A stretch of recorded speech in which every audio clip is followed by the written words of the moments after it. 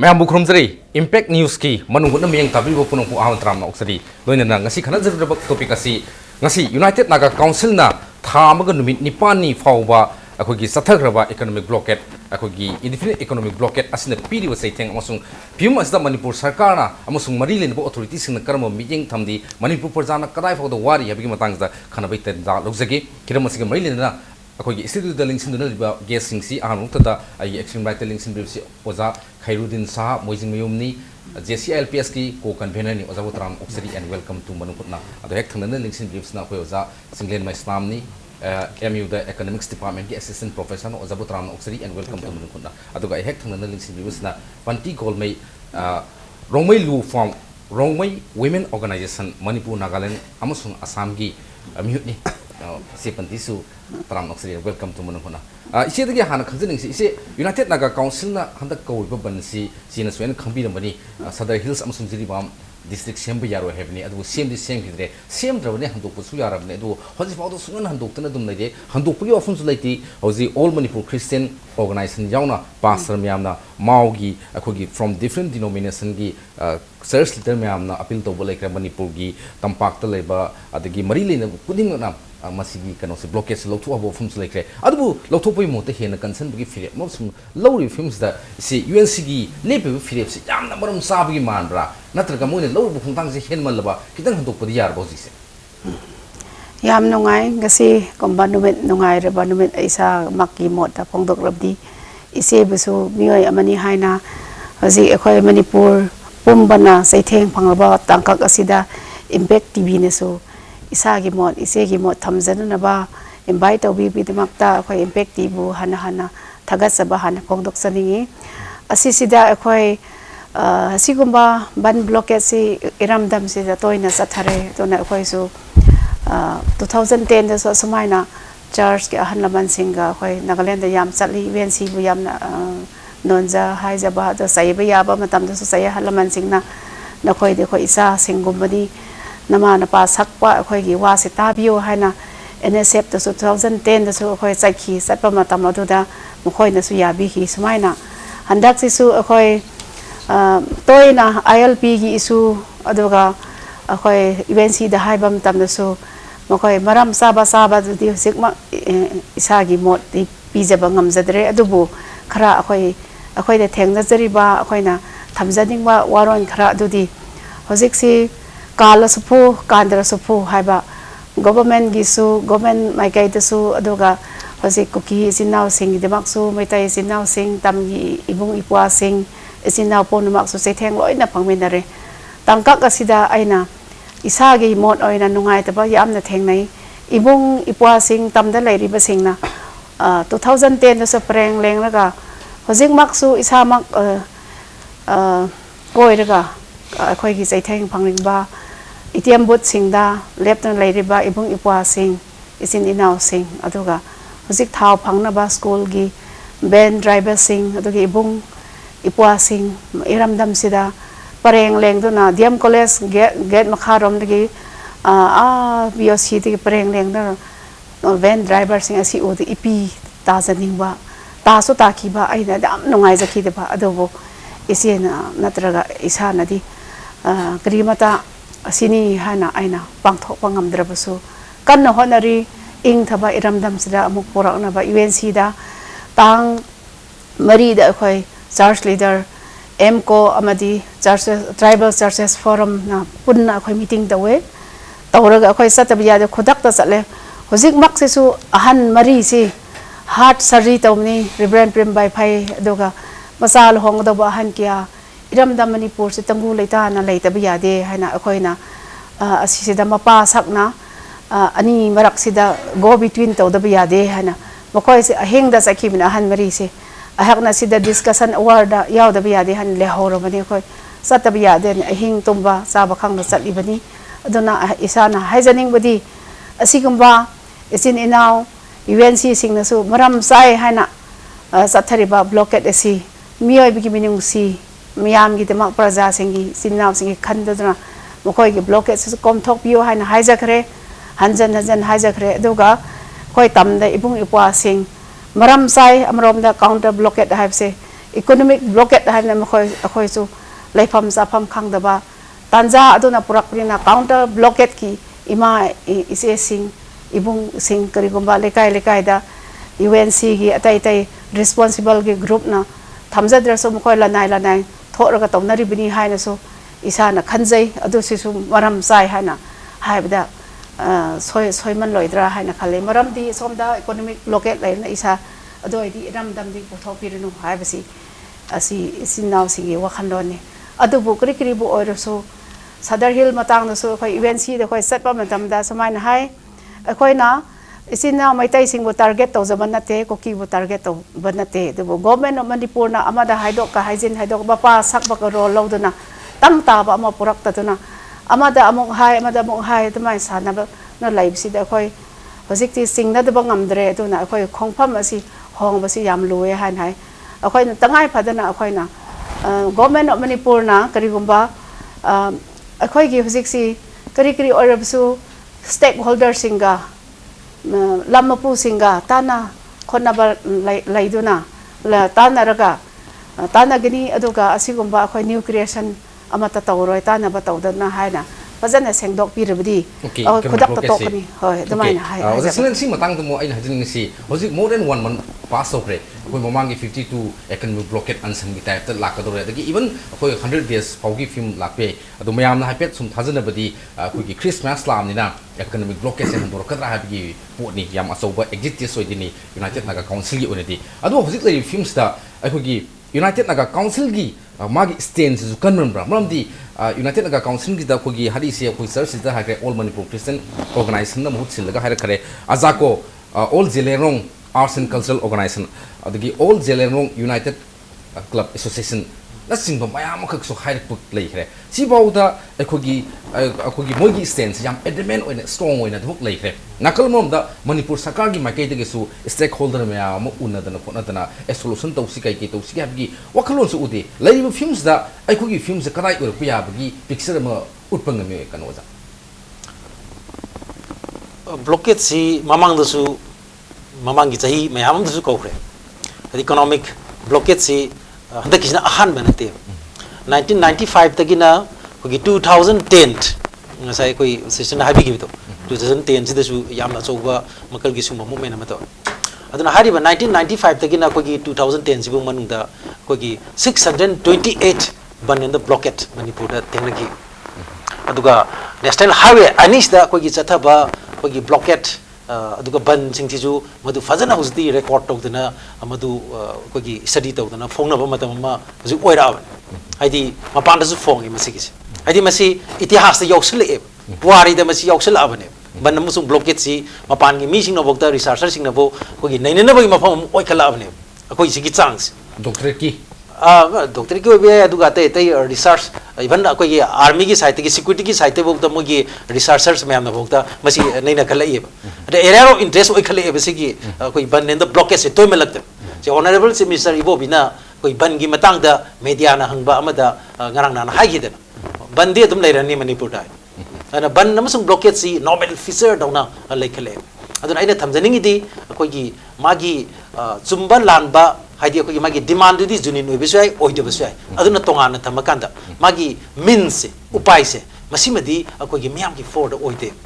haidi economic blockade ta indefinite oiragadi madu maitai no bi kuki no bi naga no bi kana gumba furu amano bi aduga minsimadi miyamna yaba aduga makal gi minsi nati hai bese madu mani hujik tak lais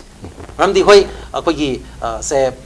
Jiribam gi district semna bagi wa harakpa natraga na kogi sigi Sadar Hills ki wa harakpa duda administrative convenience ki ne haijaraga su madu inconvenience lei natraga si lei haiba magi mot phongduk chabadu di democratic right ne madu gi damta yaning ba masung yaning da ba haisi koi democratic country madu di leibam toi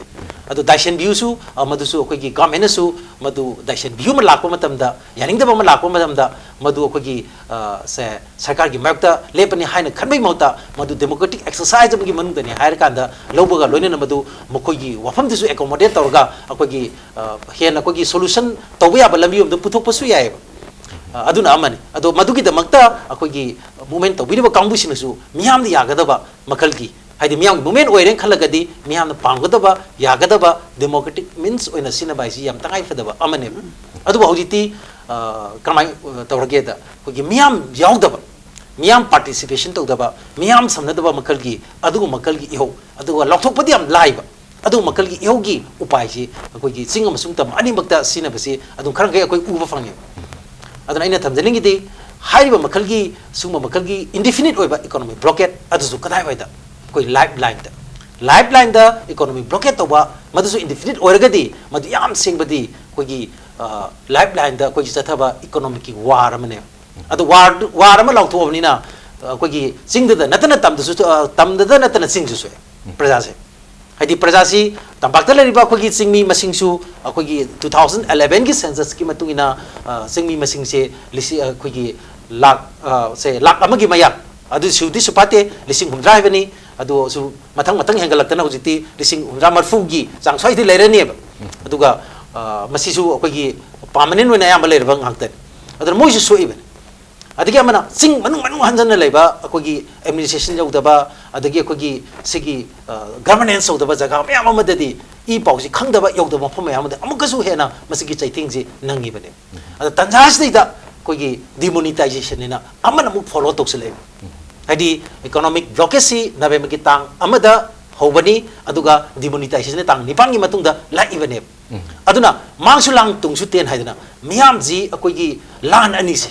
ani di amana economic war tawre nung ani makta ha oire amana case ki la thambi kre un si matang no thambi kre government ke side ke di mana tumina leisilipsi yaning bra yaning da masu stakeholders sing siga wari sabani khangde peace talk to buni khangde karing bakradi to honing bra hoji pawda lai film si the pen bra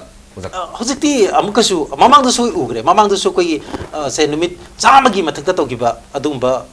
koi rocket mayam su tawre mata di da su koi wari sanaba hone di hai adu mai pak padingam kite ramdi agenda si amamam loina raga lai bedona loina tawre mai magi stand ji loina fix tawraga adu mai magi pandam ji fangnaba ona tainaba oina loina satnaba ada hojiti election me azu elamina mai vote bank politics am yoksle ai nakal punamakna masigi khudong chapsi longna naba honaba su hojiti yaure election mayani aduna amarasu longna naba honra aduga victim de miyam oi aduna miyam sidi akogi magi ponhom namdam simakta da refugee ka samanare kambi mai tak ngaure amana sen leitabagi awaba amana pot fangdabagi awaba adigi nong ngamde numita hoba khara amna kogi petrol pump mamang de lepaga leire khara amna kogi banki atm mamang de lepaga leire aduna miyam si koi lan ani si kogi karak sei da marak sei da koi kambi matakta koi ngauraga leiba adu miyam do oire aduna aina mu panjaning idi kogi singmi singna koi yaning di haibese economic blockade amasung banja moi miyam di yaning di haibese karina take habida kogi CLWS aduga ICW koi Delhi da base doba adugi kambu amana koi study to bisgi findings ta kamai ha gya matamda koi nagagi koi missing gi koi majority na haidi tara khuningi taruk sigi mathakna koi banam sung blockage su ya yate hai adagi koi kuki martagina chamada humdra haidi tara khudingi koi mi tareti masi su ya yate adu maitei martana koi tara khudingi koi nipan gi meada masi yate haidana koi magi report ama fonge aduna koi banam sung blockage si yam sing har kanda koi magi koi demand zunin oiragasu magi to koi local liba means upai si miyam sopani helakpanina masi koi mana taina gaduriba kambu dudi taina dadana miyam do in onsala pagi por ama leirabanina ngasi di miyam ji koi kari hani kambi matakta ngobugi film du labrina koi miyam na onsan baji hore okay osa si matang mu yam relevant oina ozang jai bi kibda kanu si chief minister na ban blockade di sumdai gani kai wai si laibak ki mapi mapa mo ba laingak sasanam gi makok ol ba ni pa ko naga praja ga ta leba misam khang naga mana hai si relevant oibra irrelevant oibra kamai to sigi platform si makta koi impact tv gi si makta ai mamang da moji tamjagre ji hai ba same question ji lakum tamda adi governance leita bagi mong du ne enaki le yari ne sarkar du masa koi gi sarkar masa maktuna admit tawjarabane ba koi governance leite koi enaki ni koi si mapu panda bai du chamana re do takpane haijab gumane ba du aduna madai dadi koi gi atop state amada oiraba hairiba film ja atop state amada oiragadi asuk changna tawsi tawroi sai koi gi meghalaya government na makoi banam sung blockage toimelaktana masigi mayokta koi moi special court likhala kanda masi koi phaba pum je hore aduga masida koi mangi betai ba mayam je masi na koi singedam ni in terms of cross to mangi aduga life mayam su mangi masi ni singedam ni hana lokal ko matam dagi moi uji khara shanti oini lei kai mathaba khara lokal padagi poto solve to khre bani oja khai jin matang sa laksaning si yes hojik si united naga council gi blockade to khre blockade hobadgi yam kuina lembadgi khang bangam da counter blockade fc within the last few years dagi valley da lei basing si su akhugi counter blockade ki sana bi magi culture ma lak bore masi ta sing na hagadi sarkar na ek to da badgi tangai phadana praja sing sauna padgi praja masel gi marakta fruit masel gi marakta enmity nungsina da na ba thajana da na ba fruit masel se sai khaina gi film khul ai masigi posi ta sing namak thogal hagadi government na act to thokpra adu government na act to dragadi tasinma sarkar na praja sing nungsina lobra nungsiden lobra mayam hanaraga praja sing si akoi hanaraga sarkar na mangona tung se kai ne lobi hat hojik ki present context da nang se akoi ge manipur gi lengak na athuba matam da sigi action taken se lobo ngam da ba kari gumba khara su leiram ba yai ne khalli maram de akoi na thengna ba da akoi gi UNC gi kangu sina manipur government ge wari shabasi hek sana da na ba poram ka lakpu uyi ba ko center de hek chatpa ma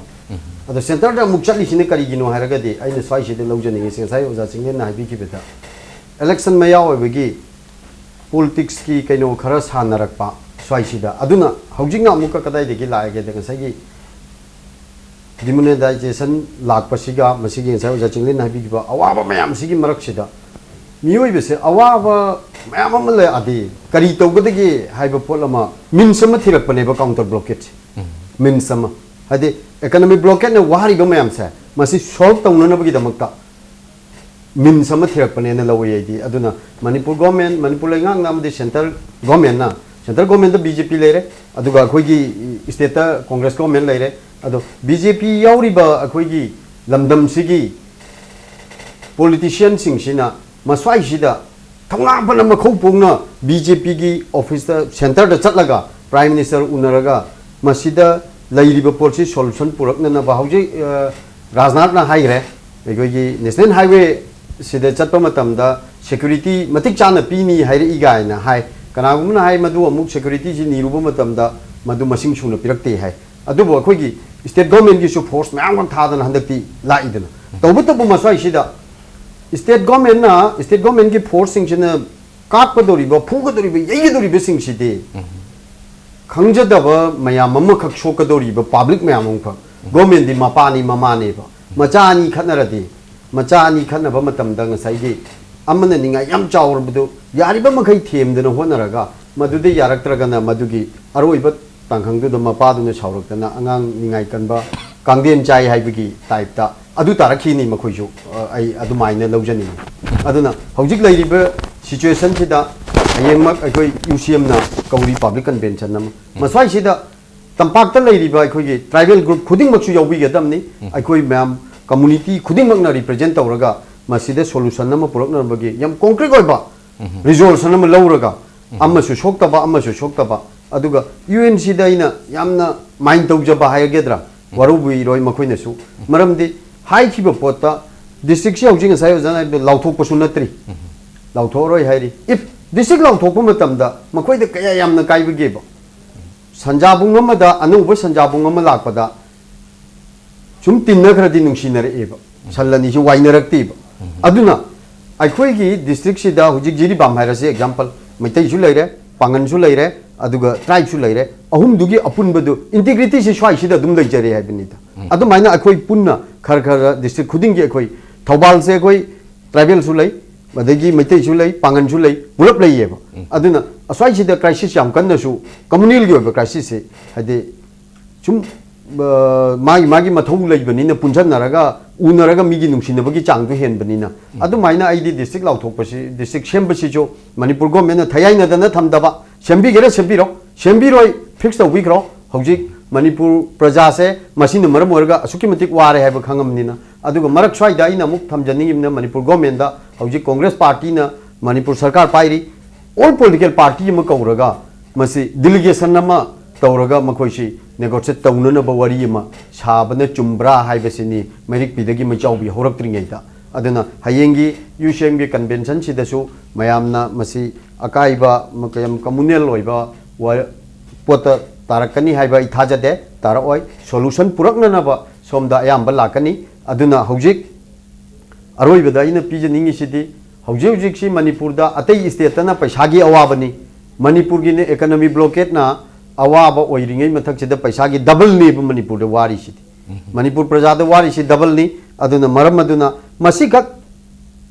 अदि demonetisation तौबगी अवाब सी खक येंगगसु मतम खरदी UNC ने suspend तौफम थोकप्रा हाइबसिने economy blockade असे को जा खरुदुनि या मेक सिंगल लेबर प्रॉब्लम सी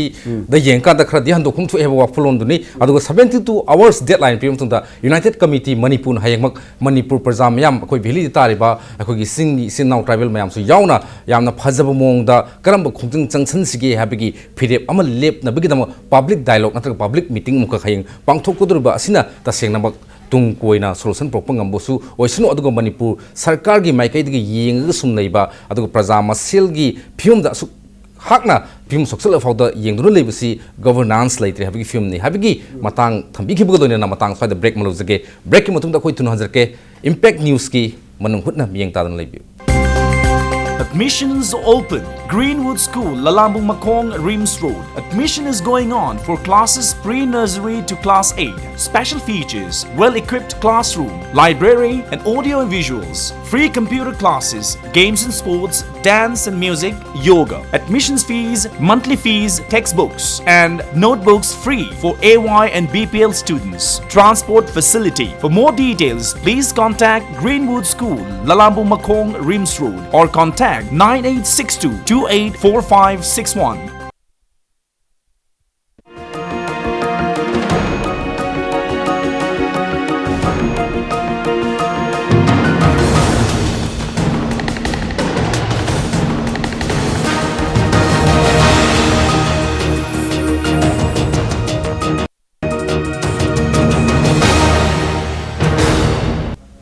ब्रेक के मतुंग दा मियंग ताबी पुनमपु अमुक हतराम ऑक्सरी सी अमुक खातना लाक्सनिंग सी होजि फाउदा अखोगी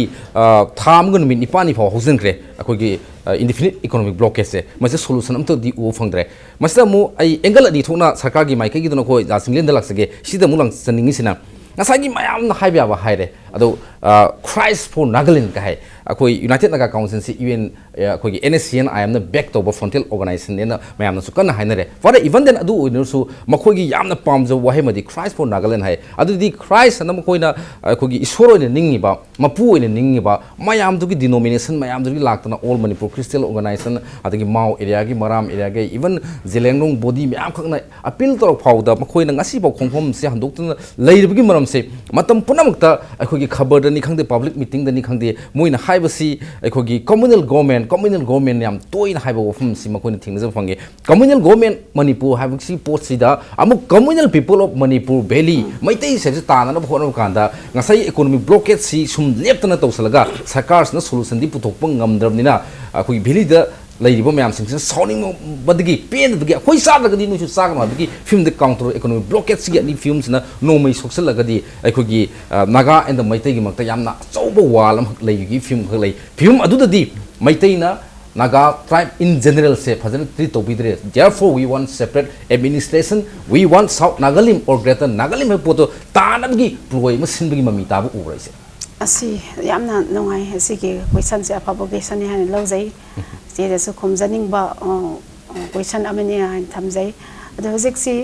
manipur da oja mana so hai ki oja kiro din so hai zaki ado da masi sida event si aina isa gi mon nat sade akoi na talk tawda miyam da makoi na si khali akoi meitai beli gi sin naw sin si khali koki sin naw sin na khangle hana akoi na amagi wakhan phaudok na ba ise na haijabani aina isagi mod oina phongjade asidi UNC na kri hai manipur government manipur ga MOU se 4 times sign to kri hai adana kari su kana purak re to na hojikti severe tai manipur government se kri su kana drabani na akoi wari hajar roi ge hana Delhi da kawen dak su Delhi da sa se haraga lakpa ngamde ngame haina hai haina dudi government side isu khoi no hojik ma isa mak ti unaru dabni na du ko lai re du ga khoi manipur gi oin di sayet na ba kri hai sa kala su pu kan su pu government bu su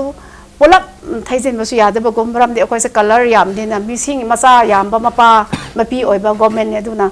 khoi government na su hekta to ba satha ba ya da ba kala su khan du gom su lai re mapa amada masa tret na masa gi apa mani rakom tam da loina ning bathung han bangam da mapa oiram su ya haina khoi adugi situation da aina observe to ba phange aduna hoji UNC na su handak ti haire madudi akhoi na phagada bo ori severe tai lai robasu akhoi metai isin naw singa su wari sani hanadi United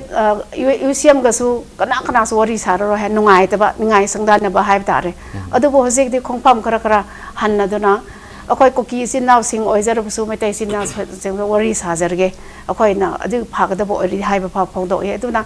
amana hojik si akhoi gi economic blockade batam se miam da hangna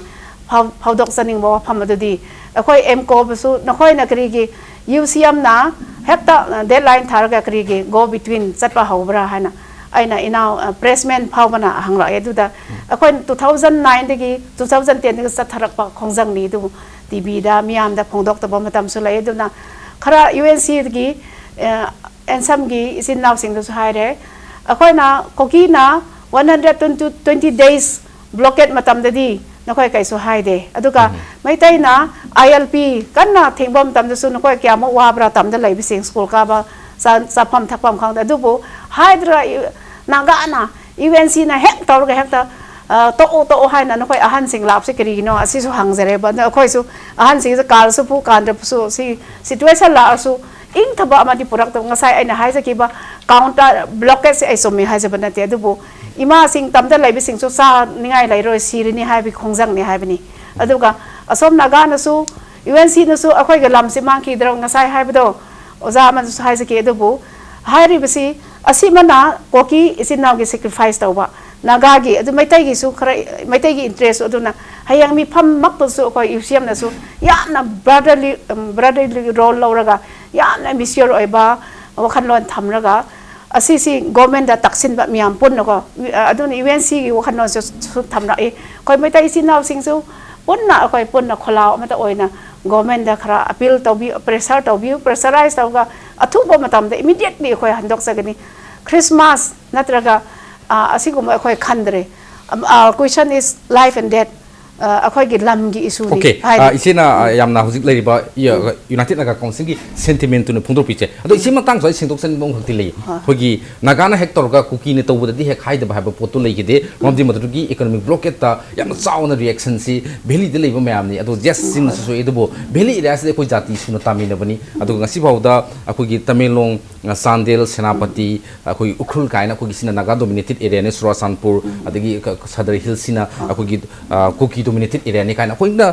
especially bigger community maitai gi site gi modu gi project to bolikte adu ngasai JCLP gi khongjang gi matungina akoi gi irang chathabodu di akoi gi indigenous people concept ne madu da puksak that gi poti yaude question di puksak that pipe se mute gi akoi gi the right to survive ne right to survive si akoi gi mala kan di ai like to mobui kai kan ni ai phiron phasba set lui kai kan ni puk yaudra mioi du da a hungry man is a angry man habigi phim khak lei bena madu gi poto gi do male madu UNC gi mafam da su si na madu singdok pigin khanjai ado se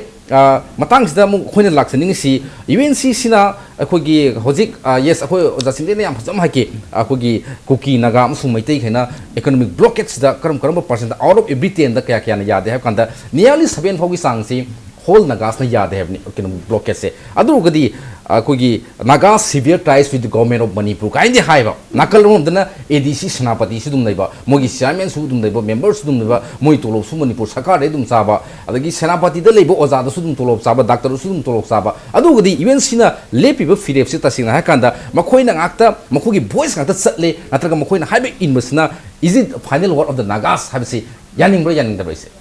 asi si akoi makoi hoi akoi gi naga gi as a whole na spearhead ki tawri eduga makoi du su merit demerit su lai hai ni je na thamjani nge baramdi mioi ba haibsi to air is human haibum na ko UNC gi mai gai da leadership da su how ki ba matam na khoi nungai ta ba lai leadership akoi na talk tawge hai na lakpa matam da we don't need to talk with you haibum ba akoi adugum UNC is now di su nungai ta gi mokai ki nungai ta bi pho adugum da akoi su nungai ta ba matam kya experience ta we du handak si mokai ki UNC gi former president Mari ahumga loina and some gi leaders sing aduga nagamen sivna loina khoi bo phajana welcome ta we khoi community loina mo ki behalf ta lakpani khoi se matam aduda phajana talk su khoi bo phajana welcome ta roga positive sign we ID hayang maksu isin now sing UCM na su positive response lakani hade akhoi na hot na bada ngamdaba leite to na ing tha tap thana kwai di phaba manipur oirakani maramdi koki na su experience myam phangre naga na su metai na sin na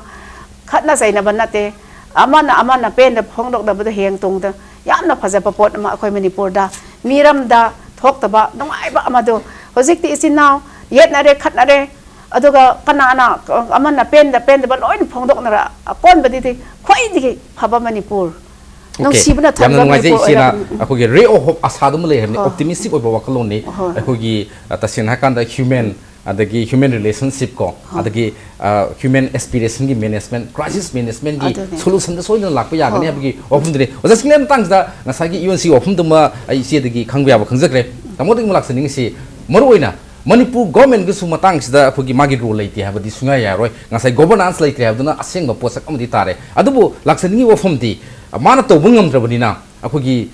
valley ga akogi naga singi makta yana deep divide makhak la kan da masti akoi congress government ki responsibility de da maji maitai ga naga ga yana da bani haji puthu aga magi party congress party di masi hingna ba election je maya obdina madu strategy amani na lawra tam koi ngasai thangure di sigi election national amina mai vote bank ki wasi madi loi khalani the state ki government ne te central government ju khan be adu moi khali pose ja mat khali pose masi prajana di khangamoi ka bi mo khoi da wakhal leiram gadra kamai to amadu koi gi hoi madu koi politics ni dana ko politics di miyam na khangera khangwera mo gi so mo koi gi obe agenda le jarang man mai gi party du gi so le jarang gani aduga lainari ba koi election national amina mai sai da koi gi munari ba sakti munari ba kamu jing gi tongan tongan be agenda le rang gani hai re be agenda sing du koi miyam na so dum kharang gai di loin khange hidden agenda sing du loin khange ado aina thamjaningi na koi gi politics si yam lai bak thiri di koi strict line de to se hadi se lam gi matang har ke so itni ki line de to se nagagi lam adi maitai gi lam adi koki gi lam se koi university da koi ngasi bok da koi gi class se lobo matam da natra ai sa mangasi participant amo ni yongjeri je discussion ji da ai maitai mo ni yaw bonate ai gi identity se ai oja ma gi adu identity da tamjari ne Ramdi akoina like university ki classroom tu da koi naga mayam jawi cookie mayam jawi maitai mayam jawi high represent tu da senior ba blackboard ama gakta ne aduna aina represent tori do teaching community ki represent torga ai isana madugi representative ne khalaga haijari ne ai itching line da tham de adigi amana koi hojik thenari ba samisa haida problem sing ja mas ethnic line da koi solution amata leite adi ethnic line da yam hena changjalak magi ngasagi agi furup sigi ni haina changjalak pa hojiki matam jigasu development jigasu chana didan ngalingi matam mi ta dringi matam da yam hena ta dringi matam da itanda leringi da chana bai wani hojiki matam sinadi madu pami tawde aduna ane thamjani di masi irrelevant oiba issue mane basigis adu irrelevant oiba issue sa masi di ngasi di masi political gi magi tullamo ni sin raktana mai magi goi sakti pana na ba mai magi khudong sa ba phangna na ba vested interest ma amna mai to khupchalaga masom oina chathare aduna aina ngasai thamjari du di ethnic line da tambane te ko UCM na ogera UCN ko gi UNC na ogera amadu ogera indefinite oina ko gi sumo makal gi economic blockade tawraba indefinite oina banje tawraba adu ergadi hairib adu gi thawang do madu koi miyam gi mayok tan hena lawne madu state government ki natraga state ki adu gi mayok tan tab authority du gi mayok tan tab madu koi miyam gi mayok tan hena lawne maramdi madu gi nature du na madu gi character du madai du da yawe adu ne ni thamjari si masi particular koi group amada ai haijaban te ko masi gi indefinite wen tawri ba kambu sing do madu gi koi gi magi character du ne ba ni thamjari si aduna aina warosine na thamjani bada koi gi amuko nasu akoi appeal tauge ba leire koi gi hojiki haiba sigi thodok che maka sangdar boidi nataga thodok che masigi daitadi state government amazung central government ani na pugadam ni haina koi haiba leire dana ko adu masidi sumba koi democratic country amada sum makal gi problem ma thora boidi madu koi gi war gi mongda dusu war gi mongda di hojik koi gi blockade sina bar moidana gari ngasi koi gi pothana yorba truck jamni thungare ade sama thungare kaisi ko yam semoina thungare ko yakan be section thorang loina na haji kana na lan toroktana koi kana thina dana lan dagi pose koi lan ngam ka da impal jorok patona ka khalli je masi yam ngai te bata ba ko just lan dona tore adu masi lan tori ba kambusi civil society organization du oiram nina aina hajarina adu wari saba ya ba kambu di oiri dena ko adu wari saba ya ba kambu du di sarkar gisu angam batak ta maroon state government की role जम चावी ममदी लो and order से state government की खुद सुलाई अदगी मना centre हार को मतमदा मोने छत्रिगदु मरम लेरम बय मरम दे कोई सेंटर न मसे कुटिंग जन बसी स्टेट की अफेयर्स दा कुटिंग जन बसी सुम दे हाने कलम बजु है अदु ओरगदी स्टेट गवर्नमेंट सु कोई मसाइबरी दो ऑल पार्टी की कोई मीटिंग तो बय है सिविल सोसाइटी ऑर्गेनाइजेशन मैम से कोई मीटिंग तो बय है अदुगा कोई जनरल ओइबा अपील मा कोई तौनब होन बसु है आ बगी कोई हुजु की फिल्म सिददी कोई मुझे एलाइन होइना अतोबा प्लान तकी लाप कामु दिने ती दने यूएनसी जो ओके ओजागी याम मेक सिंग तबी ओजा खरदिन मतंग से लाक्सनिंग सी होजिक सी मरु ओइने इम्फाल जिरिबाम दंबी द पुसलक ना सिक्योरिटी की याम फुल सिक्योरिटी फोर्स प्रोगा तब खोप कांसदा अखोई बीआरओ नमु थोंग छिमजन गनी गायना खुद त हागलक तना अखोगी गाड़ी लोने मु लांथोक लांसिन यादव फिल्म मुक लापतगी दी मसी अखोगी ट्रांसपोर्टर एंड ड्राइवर काउंसिल ना मसी ब्लॉकेट सोगत पगी फेवर तौरबनी मसी मागोदो सी एक्शन लोकप या हबी ऑफम को लाइ ब्लॉकेट एंड काउंटर ब्लॉकेट अमुको न मियिंग अमा येंगे करम ना येंगे द ब्लॉकेट तौरबसु काउंटर ब्लॉकेट तौरबसु मसी इम्फाल दा और वैली तौरे ना मैतै ना गात तौबो इन उबिगनो अदगी इवेंट सिने तौरे ना नागा गात तौबो इन उबिगनो यस हम मियोय खुजो खरदनो तौबो इन उबियो मसी होल कम्युनिटी दुमा लांदो मैमसु लांबरो न सिंगसन बिगनो हबे पोसम ले अदोंदी हजि ओजा सिंगने ना गासाय थंबी खिबा यामना फजबा डेटा मैम सिंगदु थंबिक्रे नियरली 7 मैतैगिना 8 नि अखोई आउट ऑफ 10 द 7 8 लेरिबा इसी सेनागदी अयामबदी प्रजा मियाम से अखोई 80% मुक्ति यादे हेबनी सेनाकन इकोनॉमिक ब्लॉकेट और काउंटर इकोनॉमिक ब्लॉकेट से याद हेबनी फिल्म जो जसलेन सोजिक खरदी कांगथोक पावरे the need of the hour से अखोई कम्युनिटी मियाम सिंग सी लोइना भाव ताना नुंसिनबम पोरकन होनो कांदा अखोई जेसीएलपी दसु लेरे अदगी असोबो थोतांग स्लोबिरो ओजा खरुदिन करी करी दी कांगलुक मसेलगी नुंसिनबसु पोरकन होनो कांदा करी करी दी पैकेट मसाई से दाइने थमजनिंगी दे अहानबदा अखोई ꯉꯁꯥꯏꯒꯤ ꯗꯤꯁꯇ꯭ꯔꯤꯛꯀꯤ ꯄꯣꯠꯁꯤꯗꯒꯤ ꯁꯨꯝ ꯈꯥꯏꯗꯣꯛꯅꯕꯁꯤꯗ ꯃꯁꯤꯒꯤ ꯏꯁꯨꯁꯦ ꯍꯧꯔꯛꯈꯤꯕ ꯄꯣꯠꯅꯤꯅ ꯉꯁꯥꯏꯒꯤ ꯍꯧꯔꯛꯈꯤꯕ ꯏꯁꯨꯗꯨꯒꯤ ꯍꯧꯔꯛꯐꯝ ꯑꯃꯗꯤ ꯑꯩꯈꯣꯏ ꯅꯩꯅꯕꯗ ꯌꯥꯎꯗꯕ ꯁꯨꯡꯌꯥ ꯌꯥꯔꯔꯣꯏꯕ ꯑꯗꯨꯅ ꯃꯔꯝ ꯑꯣꯏꯔꯒ ꯍꯧꯖꯤꯛ ꯏꯝꯐꯥꯜꯒꯤ ꯑꯦꯁꯦꯝꯕ꯭ꯂꯤ ꯁꯦꯒꯃꯦꯟ 8ꯅ ꯀꯣꯜꯂꯤꯕ ꯖꯒꯥꯁꯤꯗ ꯁꯨꯝ ꯌꯦꯡꯁꯤꯕ ꯀꯝꯃꯨꯅꯤꯇꯤ ꯀꯔꯝꯕꯅ ꯍꯦꯟꯅ ꯑꯣꯔꯤꯖꯤꯟ ꯑꯩꯈꯣꯏꯒꯤ ꯀꯝꯃꯨꯅꯤꯇꯤ ꯋꯥꯏꯁ ꯁꯨꯝ ꯌꯦꯡꯉꯒꯁꯨꯕ ट्राइबल लेरिबा अदगी अखोगी चिंगी इचिनाउ सिंगसिने लेरिबा अदगी अखोगी तंपाक्त लेरिबा मैते मैते पांगल सिंगने लेरिबा जगह से प्रॉपर एरिया सिदा ख्वाइदगी मचंग ओइबा बाजार की हाइदी यमना सेंथोक लंबी लेबा मफम हाइरगते अखोगी सिंगदी इचिनाउ सिंग ट्राइबल चिंगमी हाइबसि मक्सु आइदे हाइनिंगदे मणिपुरी एज होल मणिपुरी नागा होइसुनु पांगन नोइसन इम्फाल की कबुई का है कबुई का है बसे मसी बो आई हैन जनिंग दे बो यम सेंग ना तमिलुंग की कबुई इम्फाल की कबुई का कबुई अनि थोलक कदुरे बो अनि कबुई अनि दि मरक कॉन्फ्लिक्ट अमा लाका दौरी बो अदुना मसाई सिदा अखोई की हौजिक इकोनॉमी ब्लॉकेट तौबसी मोय यूएनसी ना बन इकोनॉमी ब्लॉकेट लाउथोप मतमदा धर्म कर्म बन लाउथोइबो खुदिंग धर्म कर्म की करीगी सिदि अखोई कोमथोक चैगाइना दुम हाइदना सो इकोनॉमी ब्लॉकेट हाइबसिदि धर्म कर्म की पोची कोमथोक तब्राइन लौरी भाई मरमदी नसाइगी स्वाइदे थौदोक अथोक धर्म की मैम लेरिबो पोची असोमदगी अखोइदि मणिपुर रिसोर्स याम लेजदबनिना असोमदगी पुरागा अयाम सिजिनबनिना पुराकदब पोतु थिंजनग्रबदि धर्म कर्म दु कोमथो इब्राब धर्म कर्म दु कोमथोक ngमरवाय मस्वाइसिदा साइगी आइना असेंबली सेगमेंट 8 स्वाइदे लेरिबा अखोइगी कम्युनिटी खुदिंगमक अदुगा बाजार मणिपुर की तंपाक्ता लेरिबा मयामसिना यामना नॉर्मल नोइबा यामना चनिंग ताना वखल खंथरगा अखोई खुदिंगमक्सि पुन्ना वरी सानरगा अदुगा अमदि ले आइना खंजबदा अखोइगी एनएसएन ने हे हाइरिसि एनएसएन से आई सिंगी प्रजा सिंग लोइनि याबदि नते मरमदि अखोइगी जेसामीदरा नागालैंड की प्रजागा अखोइगी मणिपुर की प्रजागा तारीख तमुते कावरे लमुनबगी फुनदना मणिपुर की जो स्टेट गवर्नमेंट की सिपाही थाजले नागालैंड की जो नागालैंड सिपाही थाजन दना ngakna dan tawidana ada swai sida mase akoige nupi na yadaba nupa na nupi nam dana pharaga lawgibdai sum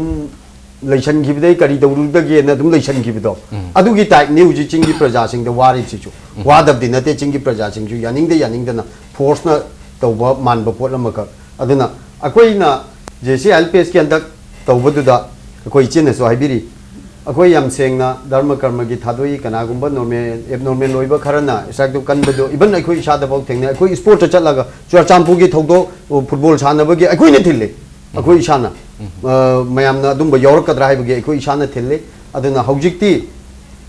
मस्वाई सिदा अखोई ना नुंसीनबा पुरकनबगी दमकता अखोई इकोनॉमी ब्लॉकेट से Lairiba Praja Kudingmangna section Kudingmangna Piraiba Kamensi Matungina UNC the Sumasiki resolution Mulopam to Okay, Yam Faze Mamdi, UNC civil society organization, Bazam Yamgi Moto, Tasina Tava Matotare, Manipur Sakara Tainaba, Masina Yay effect na Akugi civilian, the Mission Prazas in the Yay Revenue. You say, I wrote a question on 1 minute, sang of the minute, I'm going to give you Matam solution. According to the problem, see, a district status, the lack of body. I was in Panda, loyally is in Panda Lake. Mayama lady at the even a gi water, the Hantaxi, tribal gi, Kogi, Mute Amana Bogi, corporator winner, Kare, Impulsida, Masin Nagagilam, Cookie Gilam, Hypercarinataba, my team label Lamnena Mayam, the project of Uni Belize. Others are teaching the lady. I was district. Reorganization to the district ano busem mutam da sina cookie sina nagagi adugi adagilam sina pangangilam manas mana khaidu pidu semana phabra tak ye aga magi administrative convenience to gi matung ne yek pa akogi semana phabra ise gi mod person observation pbu UNC na ke bata su sau ganina habit akibele su ise gi mod pbu other UNC na so akoi punma ki naga as well as the whole public of Manipur go khandon amatani haina khanjai hoji administrative convenience ki dimak ta ko hoji aduni stakeholder mayam si kaubir ga ko maitai singi sinnaw ge apam bakrino haide thobal da khara effect tawe ko mafam ai ise na diloi na panjabangam jra su duga tameng long gi lam si hoji si naga gi lam si Sadar Hills semba da 51 something so e han haire ada so maitai ge khar so e duga okay Nepali ki soklam yai ko sigumbasi khanna nainaraga tang taba government of Manipur initiative part lauraga bapa oibana fazana partial oidaba justice with justice fazana wajen bi drabadi hyang tong so sumaina consensus oiba miyamna aya ba pot aduda nainaraga fazana nainaraga munna nainarba matung da okay sino jabi se mari ne bukhudi loin wari sabuduni adu se only one single point da wari loin sabuduni yam da ka ose adu se single point zat bija ta khaiba adu khaiba na khaiba na tan adu mafam asi sini haina naga oirsu koki orsu pham draga wari samin na badam tamdi mafam ada more da ko koki singna asi naga gi lam already haina wanagi natrasu isini now ai neighbor gi lam oi thado orsina hana ilai na solve to ki hana ori amala edumaina naga sing na pam du ki no metai na pam du fazana phamin na raga ori sabna tong da si adugumba phattaba masa oi da thora ro the myam consensus oina aphaba pod administrative ki convenience oi bu su aphaba pod amani hana khalle edumaina sumaina wazen bada naga na su khongpam khara hanba ko koki na su khoi mitai sin na su khongpam khara hannadrabadi khoi Manipur gi situation di aya ba pot have the lairo haina khale okay si gi wakron si hojiki reality di yam sana bani khonghom se ka handu oga aiko gi solution mo purak se bani madu yam duri bo fom di aiko administrative convenience ko the jar bizar khai gi jara khai roi da bani adu masi lakadam matam sinda masi gi awareness amasung masi gi kanabo myam sindu suksoi sudun lakani habigi thajabadi thamjari ngasi gi manu hunagi thorom sida saruk yabiri ba oza khairuddin sahab moijing mayum ko convener JCLPS oza aiko gi Singlen Maisnam Assistant Professor Economics Department Manipur University Panti Golmai Rongmai Lu Farm Assam Manipur Nagaland ki President Ombu amaka na thaga sa phung toksari loina na mathangi edition manu hutna phawgi oinadi mijeng tabi ba punamak tagi kaina na ba thangni sari